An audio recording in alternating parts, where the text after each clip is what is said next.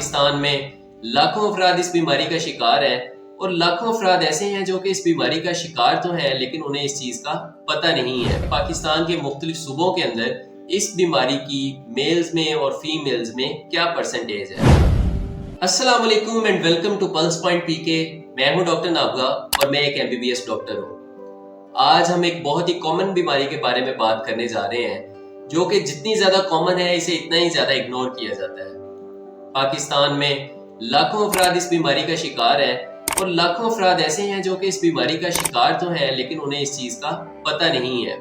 آج ہم بات کریں گے ہائپر ٹینشن کے بارے میں، جسے عام زبان میں ہائی بلڈ پریشر کہا جاتا ہے۔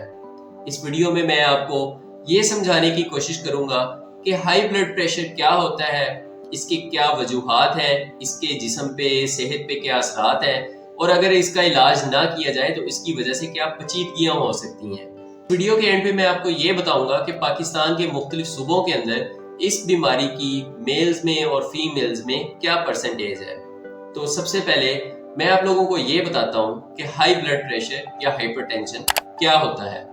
دراصل خون کی نالیوں کے اندر خون کے گزرنے کا، خون کے بہاؤ کا ایک خاص پریشر ہوتا ہے، جو کہ آپ سب لوگوں کو پتہ ہے کہ جو نارمل جو ایک خون کا بہاؤ ہے، جس کا خون کا جو پریشر ہے وہ 120/80 ہوتا ہے۔ اب 120 اسے عام زبان میں اوپر والا بلڈ پریشر کہا جاتا ہے اور 80 جو ہے اسے عام زبان کے اندر نیچے والا بلڈ پریشر کہا جاتا ہے۔ اب اوپر والا جو بلڈ پریشر ہے اسے سسٹولک اور نیچے والے بلڈ پریشر کو ڈائسٹولک کہا جاتا ہے۔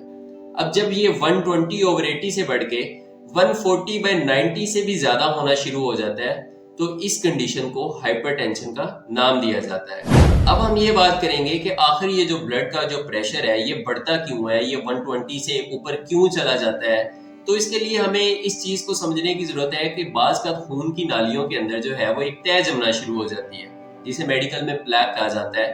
یہ پلاک جو ہے وہ وقت کے ساتھ ساتھ جو ہے وہ تھک ہوتا جاتا ہے، جس کی وجہ سے خون کی نالیوں کے اندر کی طرف جو چوڑائی ہے وہ کم ہو جاتی ہے۔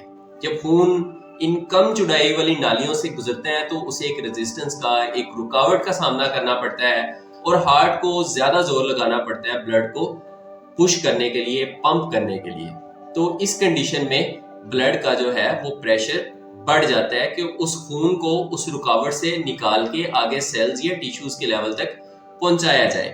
اب سیم اسی طرح اس کی دوسری ریزن ہوتی ہے کہ بعض کا ایک اور کنڈیشن ہے جسے ویزو کنسٹرکشن کہا جاتا ہے کہ یہ خون کی نالیاں سکڑنا شروع کر دیتی ہیں، ان کے اندر والی جو چوڑائی ہے، جو اندر والا ڈایا میٹر ہے وہ کم ہونا شروع ہو جاتا ہے۔ تو سیم یہی فینومینا اپلائی ہوتا ہے کہ خون کو وہاں سے گزرنے میں رکاوٹ کا سامنا کرنا پڑتا ہے، ہارٹ کو زیادہ پمپ کرنا پڑتا ہے، زیادہ پش کرنا پڑتا ہے، زیادہ فورس لگانی پڑتی ہے۔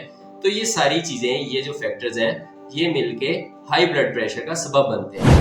اب جب کسی شخص کو ہائی بلڈ پریشر ہو جاتا ہے تو اس کی وجہ سے جو ہے وہ مختلف علامات آتی ہیں۔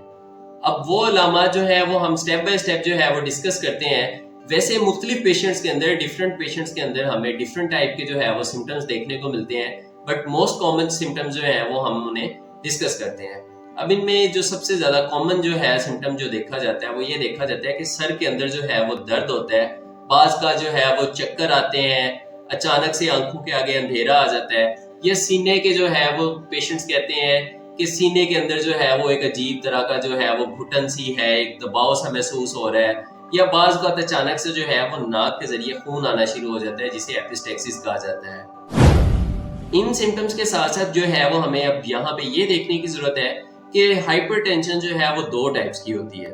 ایک پرائمری ہائپر ٹینشن جسے ایسنشل ہائپر ٹینشن کہا جاتا ہے، اور موسٹلی جو اس کا کاز ہے، جو اس کی وجوہات ہیں، وہ ایڈیوپیتھک ہے۔ ایڈیوپیتھک مینز کہ اس کی وجہ جو ہے وہ خاص معلوم نہیں ہے۔ سیکنڈ جو ہے ہمارے پاس جو ہائپر ٹینشن ہوتی ہے اس کو سیکنڈری ہائپر ٹینشن کہتے ہیں، جو کہ کسی دوسری مرض کی وجہ سے ہائپر ٹینشن ہمیں دیکھنے کو ملتی ہے۔ اب وہ کون سی وجوہات ہو سکتی ہیں جس کی وجہ سے بھی hypertension, high blood pressure کا مسئلہ بن سکتا ہے؟ ان وجوہات کے اندر ہمارے پاس گردوں کی بیماریاں مختلف آ جاتی ہیں، اس کے علاوہ تھائرائیڈ ہارمون کا مسئلہ ہو سکتا ہے، یا کچھ ایسی میڈیسنز ہیں جو کہ ہائی بلڈ پریشر کاز کرتی ہیں، جس طرح اسٹیرائڈز۔ اب جب کسی شخص کو ہائی بلڈ پریشر کی سمٹمز اپیئر ہونا شروع ہوتی ہیں تو اب ظاہری سی بات ہے ہمیں اس کو ڈائگنوز کرنے کی ضرورت ہے کہ پیشنٹ کو جو ہے وہ کس طرح ڈائگنوز کیا جائے کہ اس شخص کو واقعی جو ہے وہ ہائپر ٹینشن یا ہائی بلڈ پریشر کا مسئلہ ہے۔ تو اس کے لیے جو سب سے کامن اور سب سے آسان جو طریقہ ہے وہ یہ ہے کہ بلڈ پریشر کی ریگولر مانیٹرنگ کی جائے. اب بلڈ پریشر کی مانیٹرنگ کے جو ہے وہ دو طریقے ہیں. اب ایمبولیٹری والا جو طریقہ ہے اس میں کیا ہوتا ہے کہ پیشنٹ کو یہ کہا جاتا ہے کہ جب وہ اپنی ڈیلی کی لائف کی جو روٹینز ہیں، جو اپنے کام ہیں جو ڈیلی کے، جب وہ کر رہا ہو تو ان کام کرنے کے اندر وہ کسی ٹائم رینڈملی، مطلب کسی بھی وقت وہ اپنا بلڈ پریشر روزانہ چیک کروائے، جس سے ہمیں یہ پتا چلتا ہے کہ ہمارے پاس بلڈ پریشر کی ڈیفرنٹ ریڈنگز آتی ہیں. تو اس سے ہمیں پتا چلے گا کہ جو ہے وہ ڈیفرنٹ انٹرولز پہ ڈیفرنٹ ڈیز کے اندر پیشنٹ کی ریڈنگز ہائی رہ رہی ہیں، لو رہ رہی ہیں، یا ایک ہی دن جو ہے وہ کسی سٹریس کی وجہ سے جو ہے وہ بلڈ پریشر زیادہ ہو گیا ہے. اب دوسرا جو طریقہ ہے وہ ہے ہوم بلڈ پریشر مانیٹرنگ. اب ہوم بلڈ پریشر مانیٹرنگ میں کیا ہے کہ ایک ریگولر انٹرولز پہ جو ہے وہ بلڈ پریشر کو چیک کیا جاتا ہے. کہ فار ایگزامپل اگر کسی شخص نے صبح 9 بجے بلڈ پریشر چیک کروایا ہے، اس نے رات کو 9 بجے بلڈ پریشر چیک کروایا ہے، تو سیم ڈے نیکسٹ ڈے جو اس کا ہوگا تو اس نے صبح 9 بجے اور رات 9 بجے بلڈ پریشر چیک کروانا ہوگا.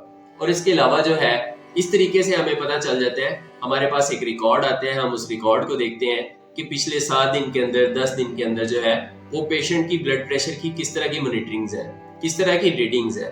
اور اس کے ساتھ جو ہے وہ دوسرا طریقہ یہ ہوتا ہے کہ ہمیں کچھ خون کے ٹیسٹ کروا لینے چاہیے، جس طرح ایک کمپلیٹ بلڈ کاؤنٹ. اس کے علاوہ جو ہے وہ سیرم کولیسٹرول جو ہے وہ چیک کروا لینے چاہیے، اور ایک جو ہے وہ ای سی جی جو ہے وہ ہمیں چیک کروا لینی چاہیے، کیونکہ ای سی جی جو ہے وہ ہمیں بہت زیادہ انفارمیشن دے دیتی ہے.